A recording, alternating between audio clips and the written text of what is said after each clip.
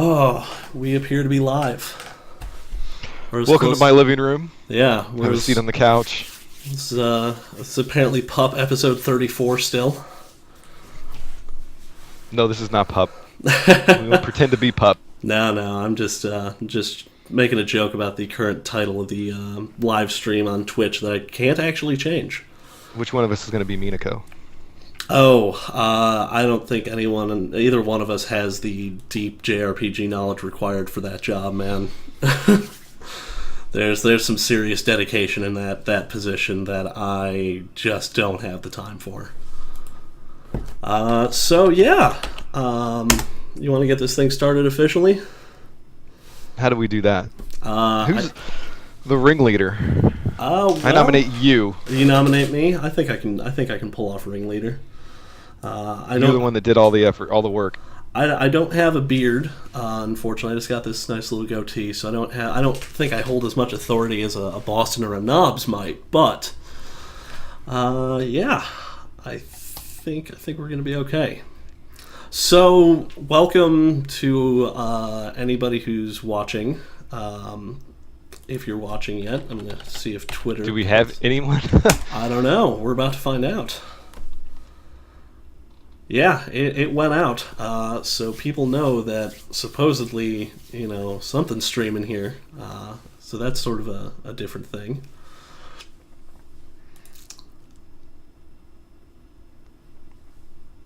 And let's see. All right.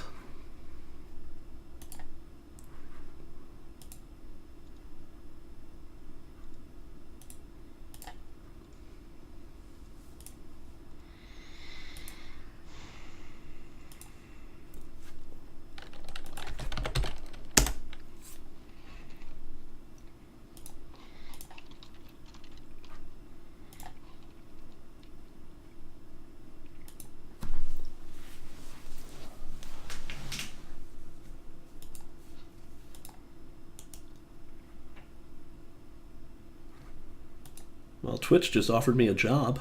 I just saw that too. I got the same thing. Huh. I'm not an engineer. I could pretend to be one pretty well. Okay. Welcome, whoever's watching. This is TVGP Game Club Recap live stream number 1 in relation to TVGP Game Club number 18. It's a little confusing. That's not confusing at all. No, not at all. We're just sort of staggering it. So basically, TVGP Game Club was born out of the old TVGP Plays episodes where Boston, Knobs, and whoever the third chair was would play through a game with certain checkpoints and talk about the game on the show. As time goes by, it's a little harder to keep up that sort of pace, playing a game on a regular basis, playing so many new games that come out. So we've sort of taken it and spun it into like a book club for gamers. Which is excellent. It really is. So every month we vote on a subset of a larger list of games that may have been overlooked or aren't quite as good as your standard AAA titles that you get every once in a while, or just interesting games from the past that maybe not enough people have played. I think that was the original idea. Yeah, and it's was to pull in games that you may not have got around to playing the first time. Exactly. Or that maybe went by your radar. Absolutely. And it's really sort of evolved into, let's take a few weeks each to play a game. Let's talk about the ins and outs of it on the forums. And let's, so we wanted to throw something together to sort of give everyone a recap about the game we're playing. And I think that got brought up initially. Yeah. When Boston pitched the idea, and it never kind of came to fruition. Yeah. So I reached out to you. Yes. And you made it happen. Well, sort of. We're going to try and make it happen here. We're going to see what happens. We're going to see if this is ever going to happen again. Yeah. I think it will, and I think next time will go even better. Oh, absolutely. Because I think both of us will have played the game next time. Well, I played the game, to be fair. I did play I was going to say, both of us, though. One of us did not. One of us did not. And you ruined you spoiled it. Well, my apologies. So let's just jump right into it. So the game that we played for TVGP Game Club 18 was the PC modern classic, really, The Witcher. This was released in October October 2007. 2007. In the EU, it came out on the 26th. Came out 4 days later in North America. It came out for Windows, and eventually I think it hit OS X. Yes. But those are the only two platforms you can get this game on. Which is why I didn't play it. Yeah. Because this instrument right here can't run it. So this game actually has some really interesting stuff when it comes to special editions and re-releases. So the original game came out, like I said, in 2007. But roughly a year later, around September 2008, CD Projekt Red, the developer, announced an enhanced edition of the game. And this was announced at GDC 2008. It included all sorts of things, like 200 new animations, additional NPC models, recoloring of generic NPCs, more stability, expanded and corrected dialogues in the translated versions, because from my understanding of the translation of this game initially, CD Projekt Red is a Polish developer. The Witcher is based around a series of Polish novels. So you're taking the Polish language, and I think they translated eventually into something like 15 or 20 different languages. And that's pretty huge for a studio's first major standalone project. Absolutely. I mean, we see companies like Square Enix use translation as an issue not to bring something from Japanese to English, which you think... Mother 3. Yeah, exactly. Yeah. I mean, you'd think that would be a pretty simple thing at this point, but... You'd think. To go from Polish to 20 other languages? That's pretty wild. That's pretty wild, yeah. So the other stuff they fixed, the stability, redesigned the whole inventory, and this one really stood out to me. Load times were reduced by 80%. And I don't know, you so play the game. But sorry, I was going to say, do you think we can get Nintendo to talk to these guys to find out how they can reduce the load times on the Wii U by 80%? Well, yeah, if you can get a guy to translate between Polish and Japanese, I mean... I just realized we never introduced ourselves. Oh, yeah. That's probably an important part. This is why it's a beta. Yes, exactly. We'll probably put this at the top next time. I'm the Hannah. I co-host TVGP with Boston and Knobs. That's the channel we're using right now is E1M1 Network. Go ahead. My controller kicked off. Oh, fun. I'm talking through my... Connect. Oh, there All it right, is. how's this? There you are. God, we're so professional. Yes. All right, my name is Scott. I go by Nintendork327 on the forums. I've shown up on the show from time to time. Basically, when you went on your honeymoon, I got my big starring role. Sweet. And I talked my way on episode 327, too. Well, I mean, that's just an obvious thing that had to happen. Yeah. Everyone was pulling for that. Yeah. That was, I'm also the guy that puts the forum post, the initial forum post for the show, the Game Club game up. Yep. Yeah, those look fantastic, too. There's a wealth of information on each game. They're getting better. I still don't like the formatting for some of the pictures. Yeah.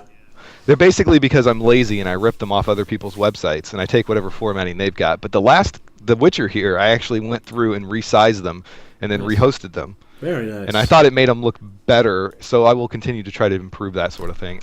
Perfect. In addition, I want to hear if anybody else has any suggestions for what they'd like to see in that post. Yeah, absolutely. That's another big thing about this is we are definitely taking suggestions on how you'd like to see Game Club run. We want to make this a really cool thing for the community to participate in, and it would be really great to get some more feedback.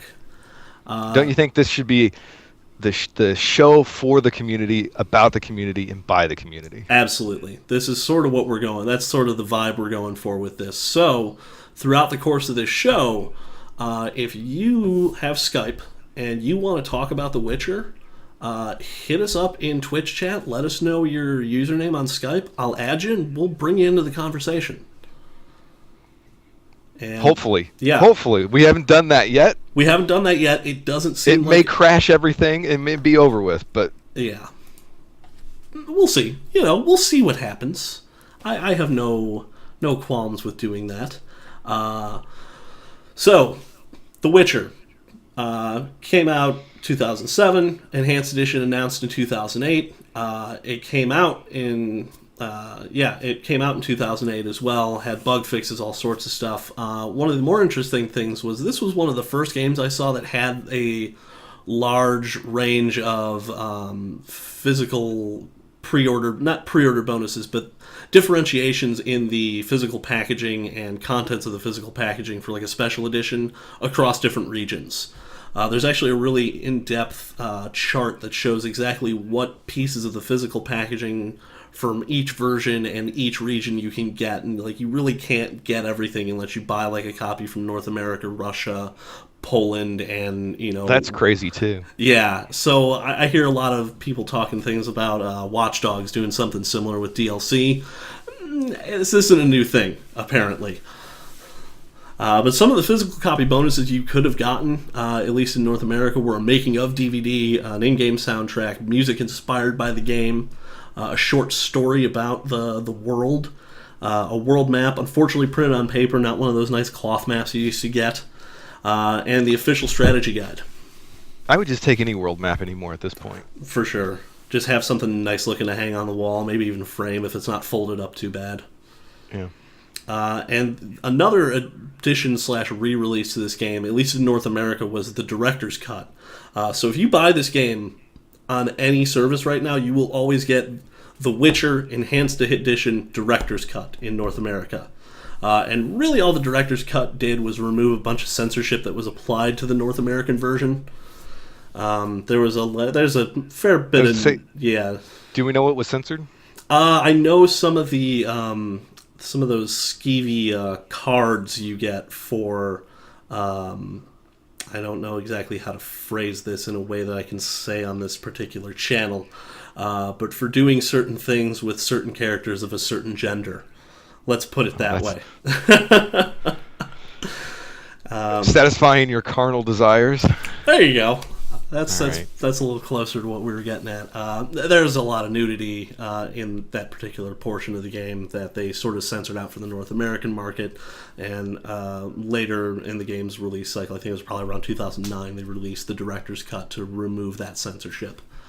So really, if you buy this game now, you get like the complete experience. It's a better translation, it's less censored, and it's got all sorts of crazy stuff going on. If you want to check out some of the gameplay footage, I actually did do a little bit of streaming with the bit of this game that I played, twitch.tv/thehannah, and you can check it out there.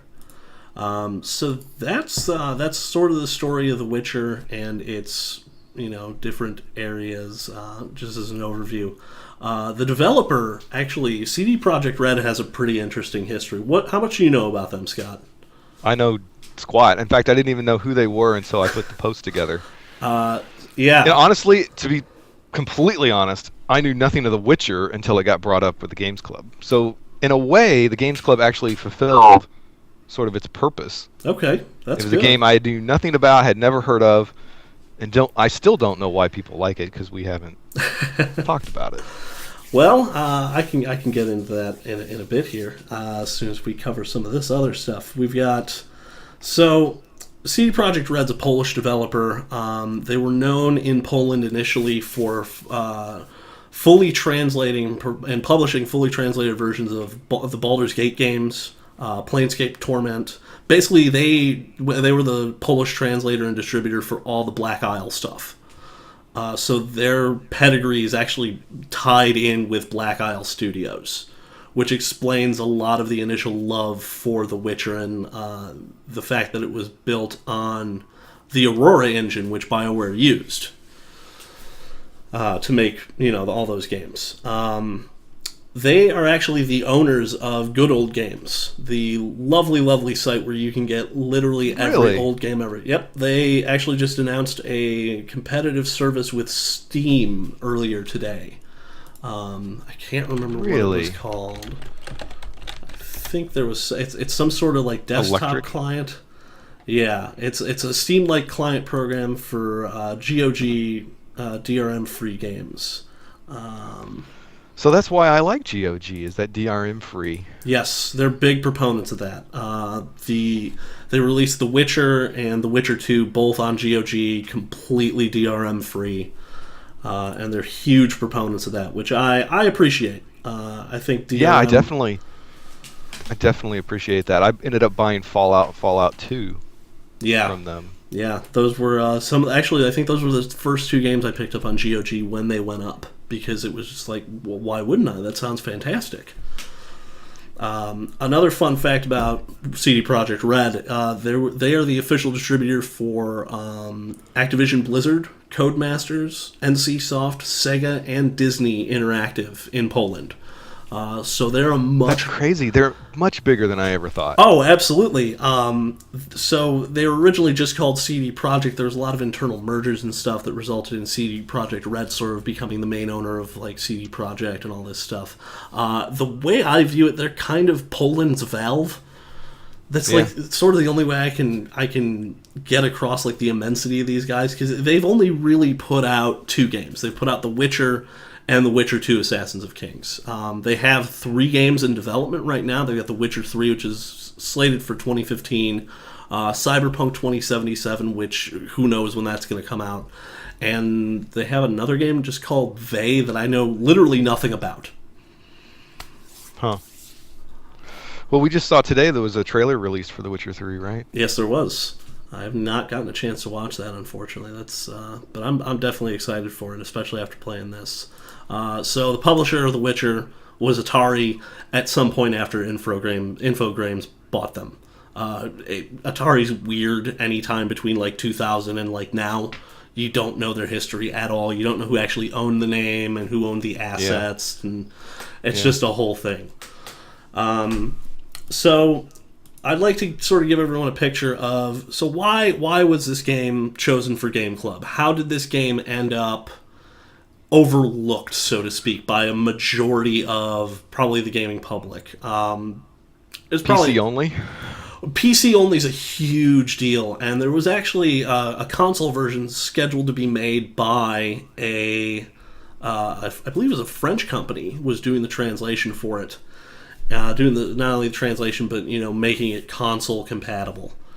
And there was some issues with payments getting through, and it all just sort of fell apart. There was going to be a console version of The Witcher, and everything fell apart with it, which is really unfortunate, because I think they've sold 6 million units of The Witcher total. I think they would have easily doubled that number had this one been on a console.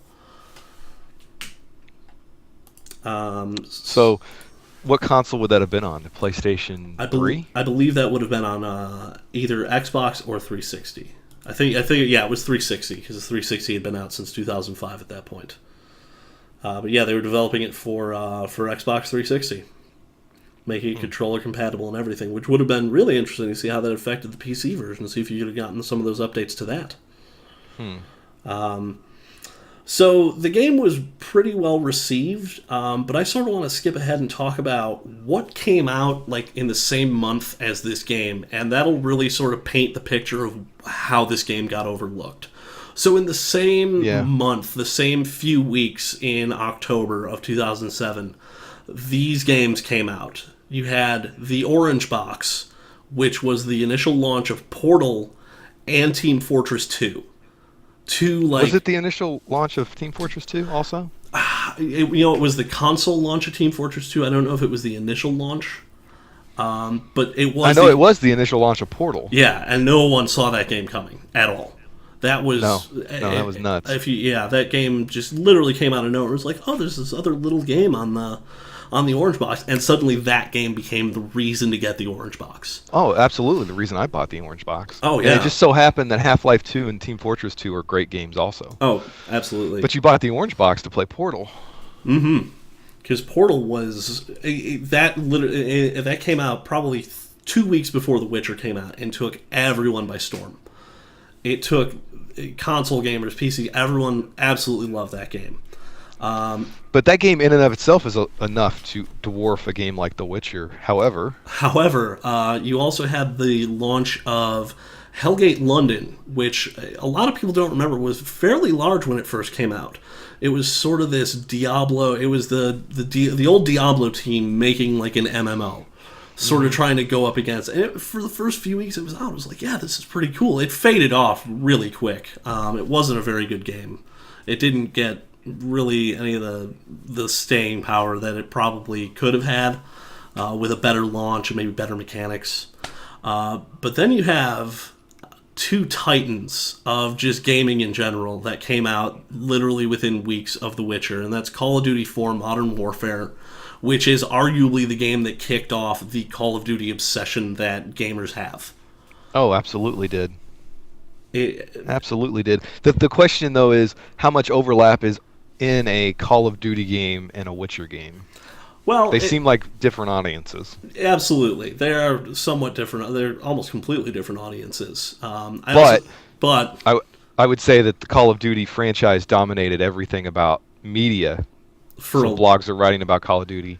Advertising's all about Call of Duty. You just basically get lost in the Call of Duty, even if you're not targeting that audience. Yeah. There's just a saturation of Activision coming. This was before Activision had this sort of weird arc where they weren't quite hated yet at this point. They weren't at that weird point where everyone sort of hated them. But they hadn't. They were just in this weird spot where everyone was like, "Oh yeah, it's Activision. Cool, I'll go buy that." You also had. Hey, I bought it. Yeah, you also had Tabula Rasa come out. Which was, I believe that was, if I'm not mistaken, that was the MMO that Lord British did after Ultima, or am I thinking of something else? I don't know what that game is. I think that's the MMO. I probably should have looked this up.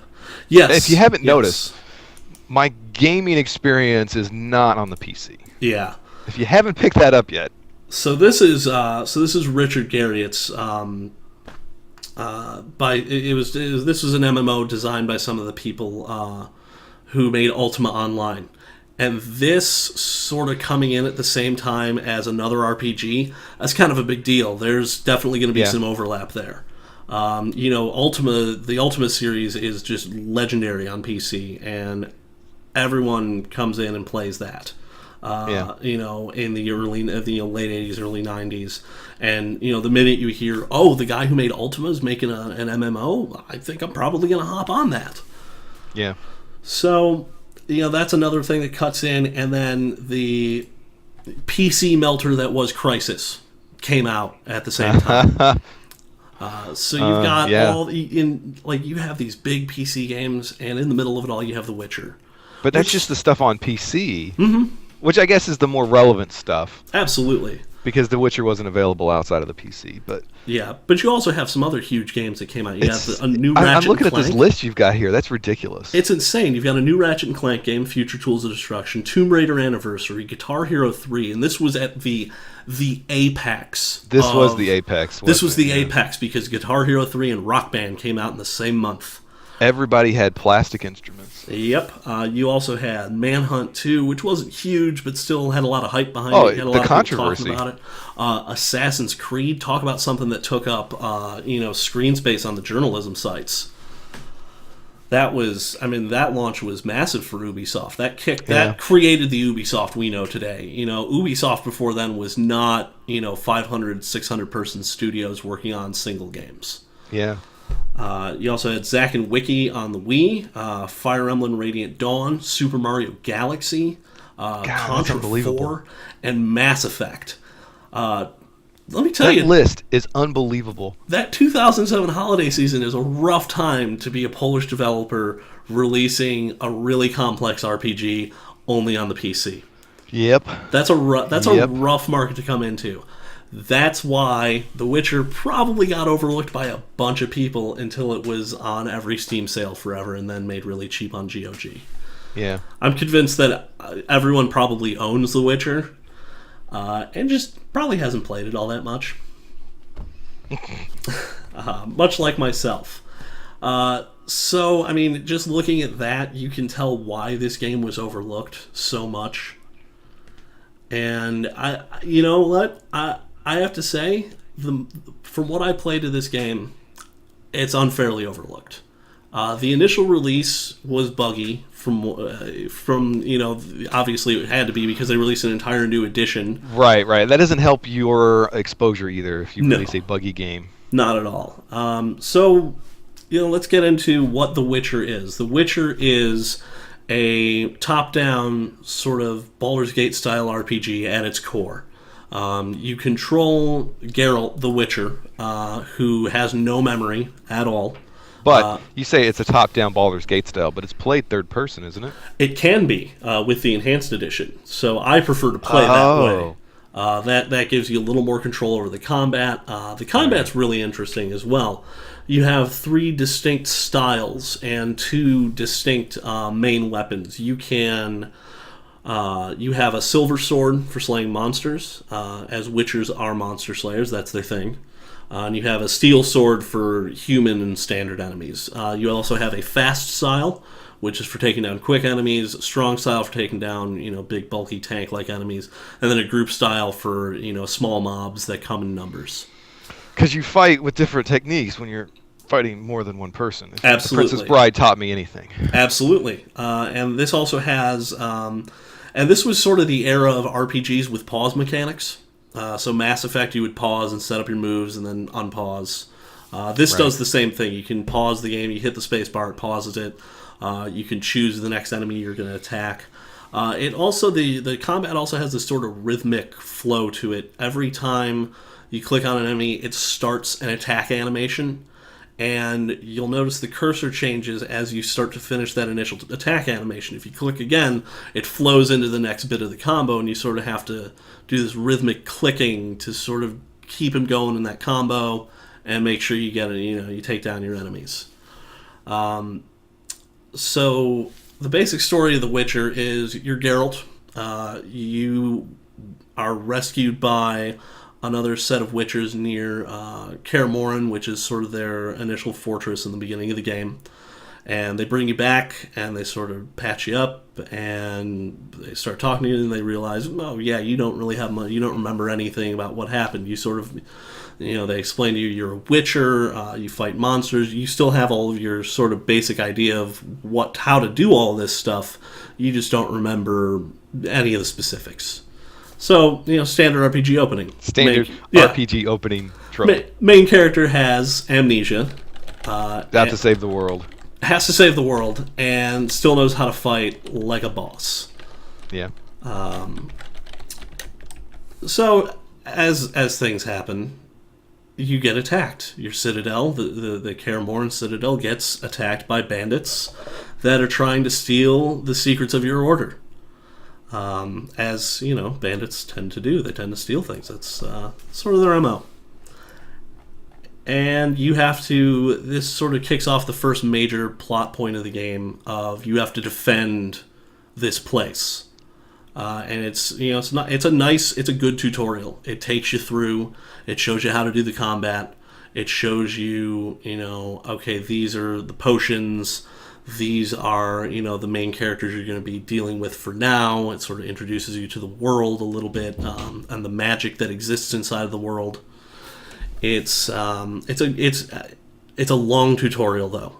That was the one takeaway I had from it, was that it is a very long sort of introduction, but it sort of has to be. There's so many systems in this game. The leveling system is this strange 3-tiered monster that you have to wrap your head around. Every time you level up, you get 3 talents of a specific type, and as you level up, you get, in the beginning of the game, you get bronze talents.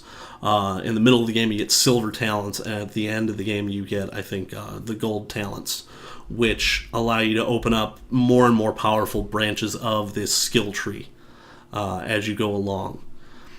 And it can be really overwhelming for someone who's just used to, okay, you get talent points and you just fill in the blanks. Yeah. This is a very strategic, very methodical style of leveling up. There's also the potion system, which is incredibly interesting and can be almost necessary to your survival on certain difficulties. When you're playing on probably at least the normal difficulty, you'll want to have a couple of potions up that are regenning your health and regenning your focus, which is your mana, basically. What difficulty did you play on? I played it on easy because I do not have time for that stuff. You can use the potions on easy mode, and they make the game a lot more fun, a lot more action packed. There's all sorts of stuff. There's one that'll actually sort of give you bullet time for a little while. There's one that like instantly restores all of your magic. There's even special potions that you can create after you've slain monsters and harvested ingredients from them. That'll give you, bonus talents or up your attributes, things like that. I think that's probably it's an incredibly dense and complex game. That's probably the biggest takeaway from it.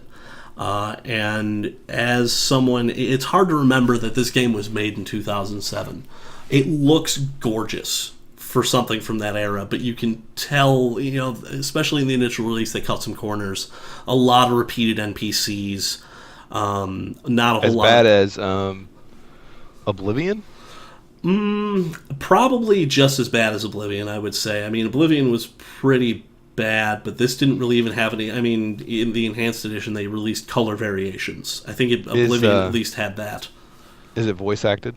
Yes, not entirely, but all the main scenes are voice acted. Is it terribly voice acted? So that's where it gets interesting. I think when they retranslated it for the enhanced edition, they sort of only retranslated the subtitles, because you can't necessarily go back and redo a lot of voice work of the same quality and all this stuff. There's a lot more work to do when you're recreating sound assets. So what you end up with is, if you don't have the subtitles on in this game and you're watching a cutscene, there are moments where it literally makes no sense. Like, you can figure out what they're trying to say and do based on the context, but if you didn't have the subtitles on, you would have absolutely no clue what they were actually saying.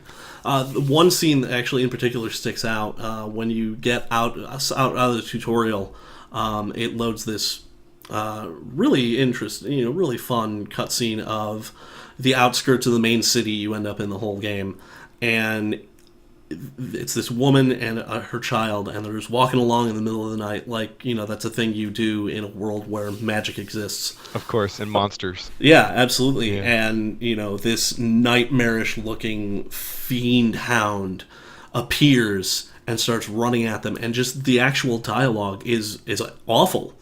But you don't notice it because you're mostly reading the subtitles. Yeah. And poor kid gets into the into the gates of the city just as his caretaker. It doesn't even explain if it's his mom, if it's like his sister. Like, who is this person? It's probably his mother based on the the events that follow it. But they don't really. They sort of just leave that one hanging. So I played up until about chapter 3 of this game. Which is how far in, do you know? It's probably about maybe a little over a third, almost halfway in. It's sort of a matter of, basically what it comes down to is the fact that this game is only on PC sort of limits the amount of time I can play on it. It did the same thing for me. It completely eliminated the amount of time. Absolutely, yeah, which is not good for a show of this nature. No, not entirely. We want to get people out there and playing more games across multiple consoles. We want to get something that has hit, for example, like Xbox and PS2 and PC, and even, if there's like smaller versions of it on like the PSP. Yeah. The last couple of games we've played haven't been shining examples. I think Secret of Mana was a little limited. Well, even though you could get it on the Wii. Yeah. Whose Wii is still hooked up? Mine actually is. I keep it hooked up in the bedroom for Netflix because it's the only SD console I have that does Netflix. Oh, okay. Got a nice little TV in there. You wouldn't know my screen name is Nintendo. By the way, I've bashed Nintendo in this episode. Right? And then the idea of buying the actual original game is a little expensive. Yeah, it's a little absurd. Still $50, $60, $70, $80 or something just for the cartridge. Yeah. So, and then this game was just limited to PC. Mm-hmm. I don't think those are great examples of what we want this club to be. Yeah. it gets a little hard when, it's a PC game from 2007, but it was like a top tier graphically and, interactively speaking PC game from 2007. That even, someone who's got a PC from 2009, if it's just an off the rack job, it's still probably not going to run it. Well, that and where you're not reaching an audience of people like me. Yeah. It's not that I'm opposed to PC gaming. I just never been into it. I don't have the infrastructure on my computer to do it. Yeah. And the idea of setting all that up just to run The Witcher is a little absurd. Wasn't going to happen. Can I show you Steam sales? I have a Steam account, but I don't have anything. Because I think I got Left 4 Dead for free. Oh yeah. Left 4 Dead 2 for free or something. But I haven't actually played anything on Steam. Mainly because I'm a console gamer. Yeah. And the idea of sitting down at my computer and playing a game is a little foreign. Well, and especially, considering, it's just so much easier, especially, take, for example, Watch Dogs is a game I would have loved to get on PC. But the fact that I can remote play that on the PS4 with my Vita, I'm going to take that any day. Convenience over horsepower for me any day of the week. Well, all we have to do is say Vita around you, and I rage out. Instantly in. You're in. Always in for the Vita games.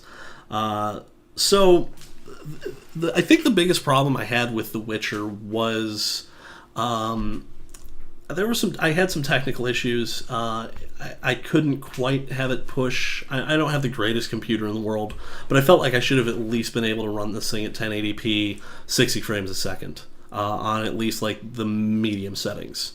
I had to tank this thing to low because it seems that it's fairly CPU intensive, and it's. I have a dual CPU machine, but they're not fast CPUs, unfortunately.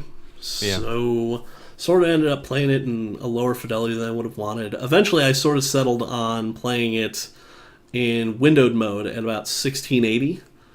And that actually ended up working out better. I could crank that way up. I think I was trying to push too high of a resolution.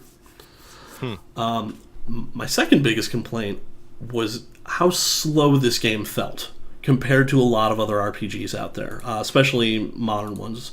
So this was built, like I said, on the Aurora engine, which is the same engine that I believe it was Neverwinter Nights came out on.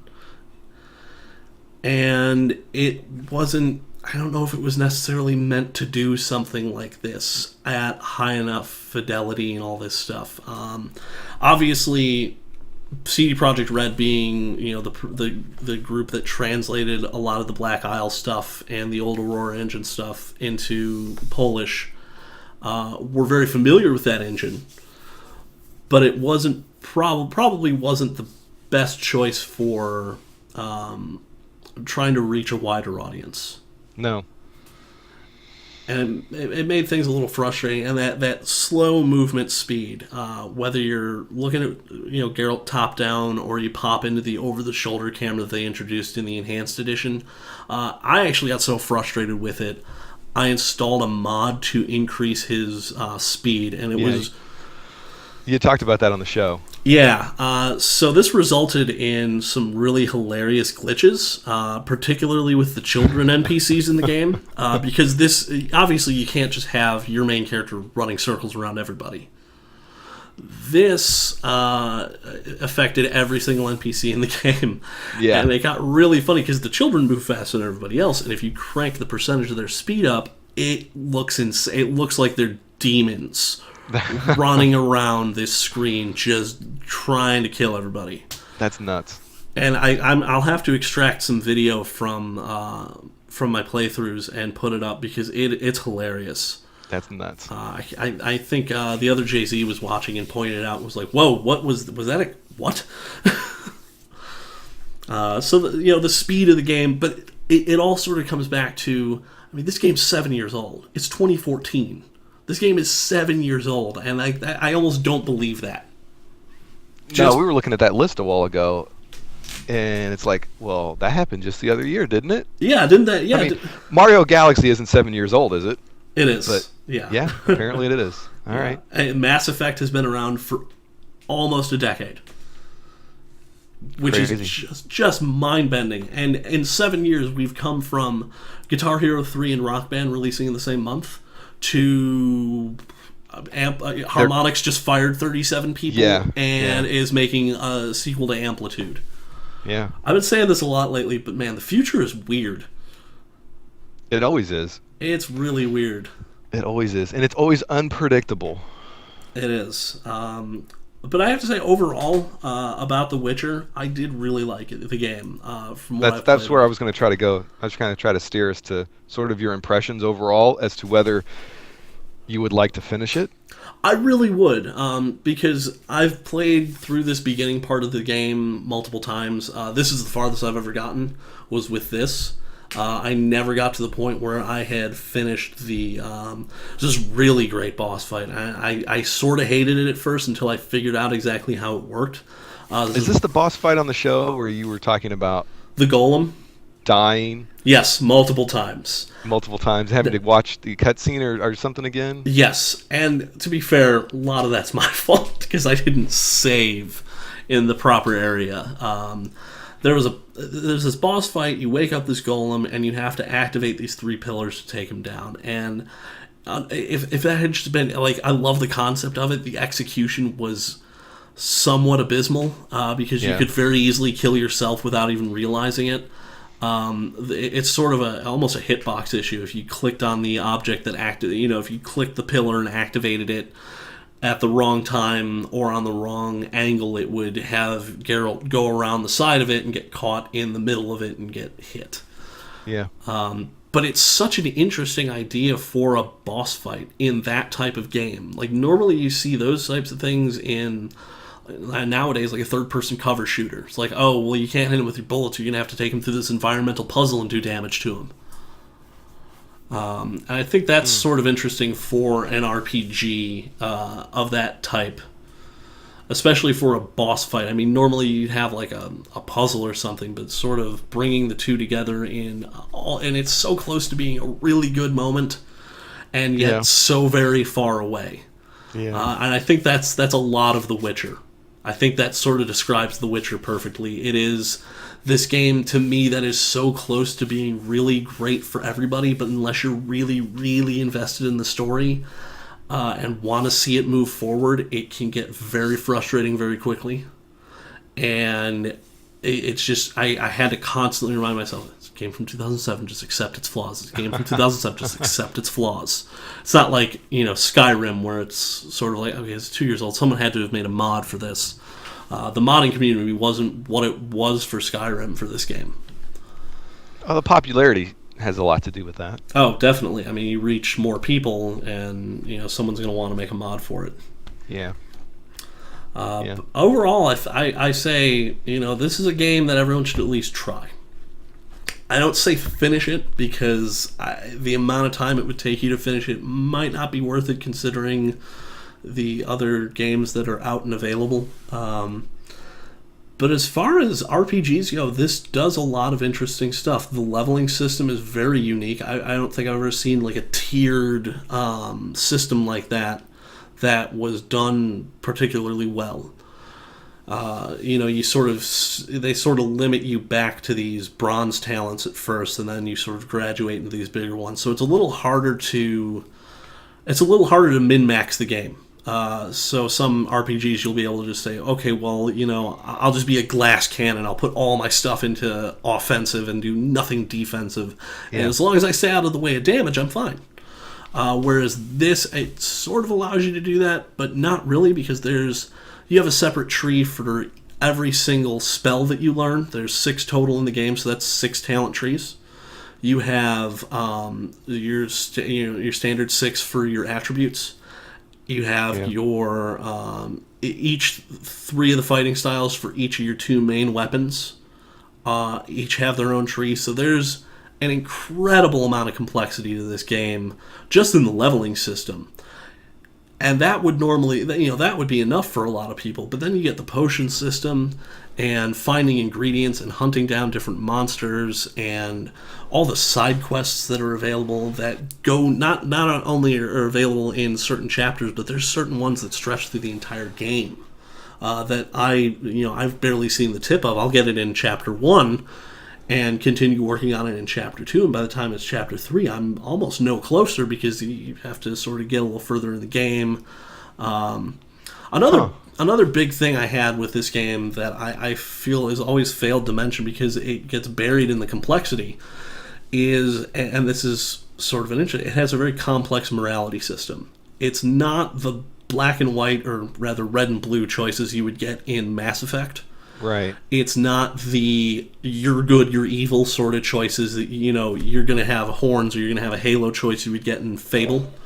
It's very much okay, you did this is how that played out. And there's certain events, one in particular, there's sort of this, I think there was a big hullabaloo when I said there was a lot of racism in this game on the podcast. So I won't get too far into that. But there's a point where this sort of non-human freedom fighters group is like, hey, look, we know someone asked you to protect this stuff, but we're in desperate need of supplies. We need this to just survive. This isn't about an attack.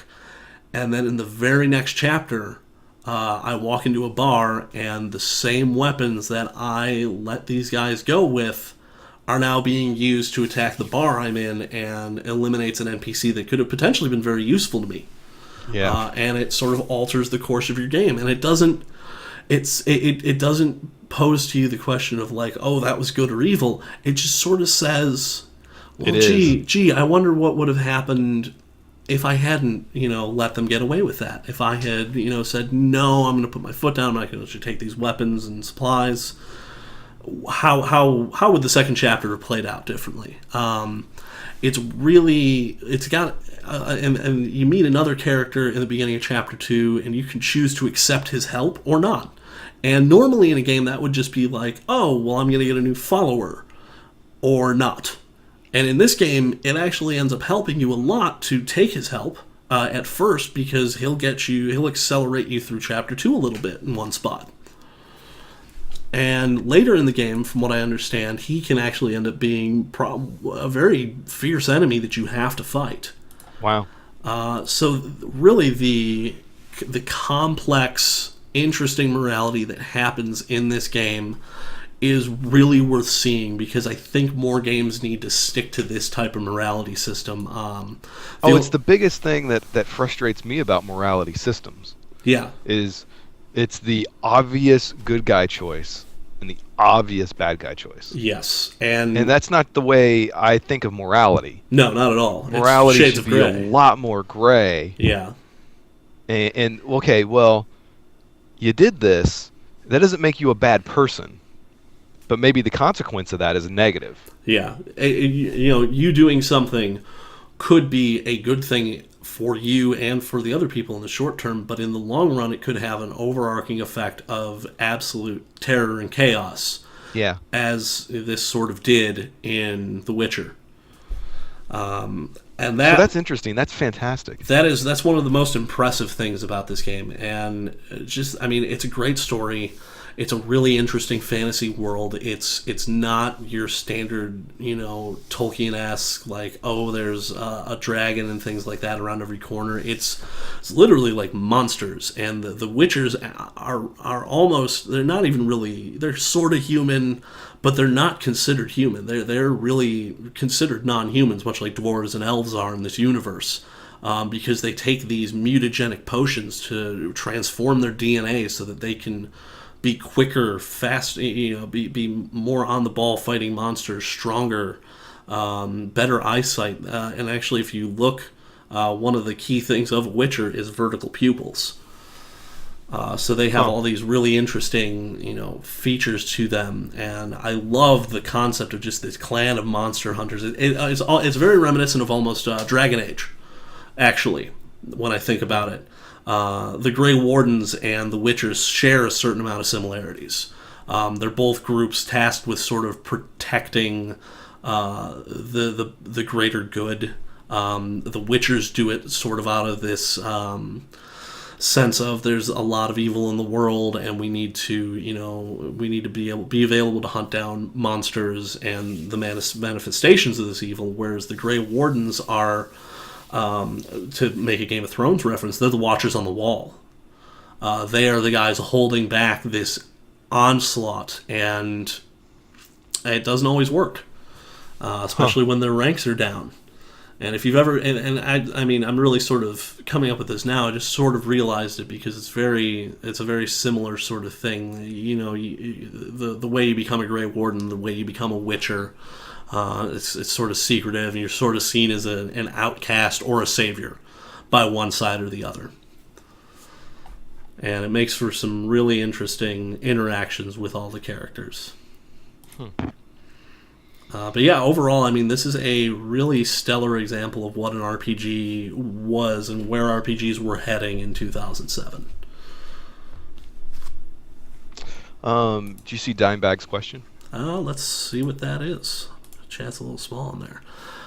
So yes, this is the only Witcher I've played so far. I would really, because I understand that The Witcher 2 picks up almost literally right at the end of the original. So I'd sort of like to have that knowledge in the bag before I play The Witcher 2. But no matter what happens, I think I'm going to play Wild Hunt when it comes out. The third one, because that looks phenomenal. Yeah, this is obviously the only Witcher I haven't played. Yeah. I'm sorry, this is not the only Witcher I haven't played. I haven't played any of them. Yeah, there are two. So it doesn't look like we got anybody out here, unfortunately, for getting people in to talk about the actual game. So I guess we're going to have to skip that part for today. Yeah, that's fine. Yeah. We'll I don't know, we'll pick that up next time. Yeah, definitely. But yeah, that's The Witcher. I think this made a pretty good Game Club game.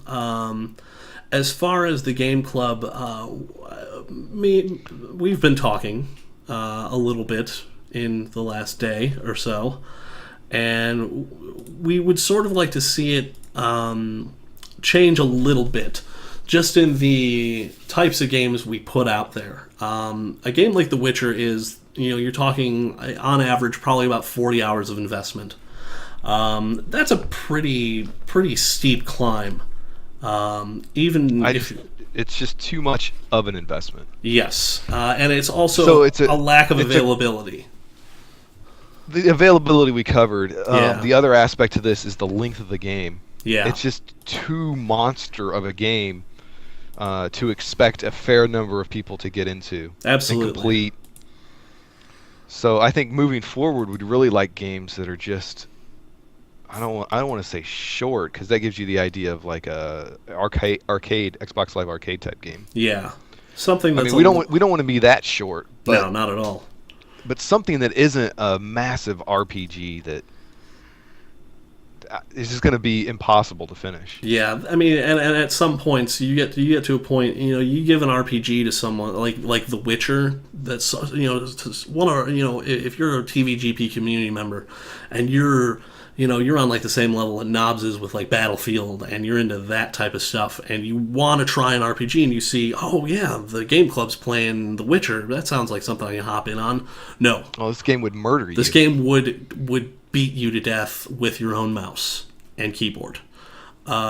Maybe that's something that we could put in the initial post also. Yeah. Sort of like, I don't know, what kind of entry level this game would be. Like if you were a person that had never played an RPG. Yeah.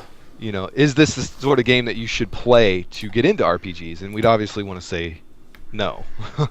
Yeah, not this game. If you had asked me this about Secret of Mana, I would have said totally yeah.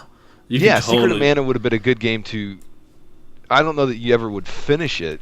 Again, I think Secret of Mana suffers from the same thing about length too. It's fairly long. It's a big game, even for a game that is 20 years old. Yeah. It still takes a long time, and I think it has more to do with the grinding aspect to that than it does. Yeah. The actual story itself, if you could hit each high note of the story, it probably wouldn't take that long. But at least the issue I ran into when I played it was you hit that first boss, and I got annihilated, and I was like, oh yeah, I've got to go back, and I've got to grind. Yep. Raise a couple of levels, and then go back and do it again. Yeah. This is 2014. Ain't nobody got time for that. Ain't nobody grinding in 2014 unless you're playing an MMO. Time to grind. And if you're playing an MMO, you're grinding with buddies, and you're hanging out, and you're doing stuff. You're not sitting there in front of a Wii at 9 a.m. on a Saturday going, I gotta level up. Yeah, exactly. Dimebag makes a great point. October's game has to be a horror game. Oh, absolutely. And I totally would be cool with like doing like themes even. Oh, that's a great idea. We should think about some major themes. Yeah, absolutely. So themes would be great. So we could do like, we could even do collections of games, smaller stuff like music games. We could go back and say, hey, Amplitude came out. Let's all play that. Yeah. Or, hey, Amplitude's been out for 10 years. Everybody go pick up a copy on PS2, or when PlayStation Now hits, everyone grab a copy. Yeah. Or hop into your local game store, see if they got a couple of guitars left, rock out on some Guitar Hero. Yeah. There's also talk, you mentioned this, doing sort of like a score challenge. That could even be one of the themes. I think that would be a really good idea. At least once to see how it goes, to do a couple of different ideas. One is to pick up a game that has like a high score mechanic. I'm thinking of Geometry Wars. Or the Williams Collection, maybe Hexic. get knobs in here. Do we really want to open the Williams Collection idea? Do you know how much of my life I lost to that high score on Medieval Madness? I don't know that we want to do that. All right, fair enough. I got it sitting on my shelf still, and I'm nowhere near any of you guys on that game. So as much fun as that sounds like it actually would be, yeah, I feel like I wouldn't survive another go around. Yeah, for sure. So anyway, the idea of doing a high score challenge I really like for a game club. We wouldn't necessarily have to run that entire month. We could run that a couple of weeks. Yeah, you could totally run that a couple of weeks. And really what I do with the game clubs to decide like start and end date is I hit up howlongtobeat.com, plug in the game, and take the average of all of them and sort of figure out how long it's going to take, and then assume probably 6 to 8 hours a week. Yeah. So... And then the other idea I like, though, is some sort of tournament game. Mm-hmm. And fighting games lend themselves really well to this. Yeah, they do. Somehow getting something structured with a fighting game. Or the other idea I had, this is probably outside of game club scope, but like a basketball game or a baseball game or a football game. Okay, see, now that's interesting because I think that's outside of game club games. It might be, but that might be an interesting side thing to do as well. TVGP Country Club? Basically that idea, yeah. Yeah. Or, we talked about Hot Shots Golf. I mean, that's the perfect game for what I'm kind of thinking of. I just picked that up. I got it for like $5 at Best Buy. It was fantastic. Yeah, but that's the sort of game where you'd go, all right, we'll pick a course, and we'll shoot as many rounds as you want, post your high score or low score. Yeah. I don't know. We could throw something at it as an incentive to get some people involved, I think. I don't know. Yeah. Dimebag in chat brings up a good point. Dance Central would be great for the music one. We could post, we'd have, people bringing videos. God, what was Knobs doing with that? Was it Dance Central he was dancing to, that Lady Gaga song? Yes. That sounds right. Yeah. So, I can't picture him doing that, but... There's video of it somewhere. I think it's on YouTube. Yeah, I know, but it's still... even looking at it, I still can't get my head around it. Just breaks your brain a little bit. Okay. All right. Well, I really like this idea a lot. This is a little rough because we didn't, finish the game, and I didn't even play the game. Yeah. So this was sort of, we're going to call this a live stream beta. This will hopefully be available as an audio version, assuming Pamela recorded this properly, up on tvgp.tv. But I think we're going to wrap this up. I think I think it's a good ending point. I would really appreciate some feedback.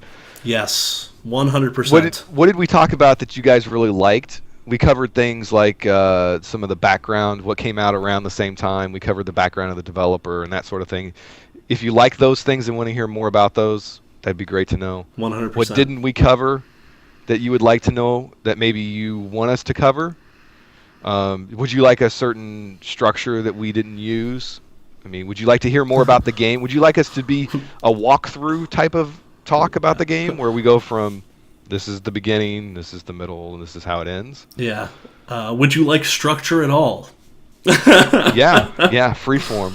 I think in my head, I'd really like to at least bring on 1 or 2 community people every time we do this. Absolutely. I think it would really enhance this experience. I know Lance Freeman beat the game. I know he did.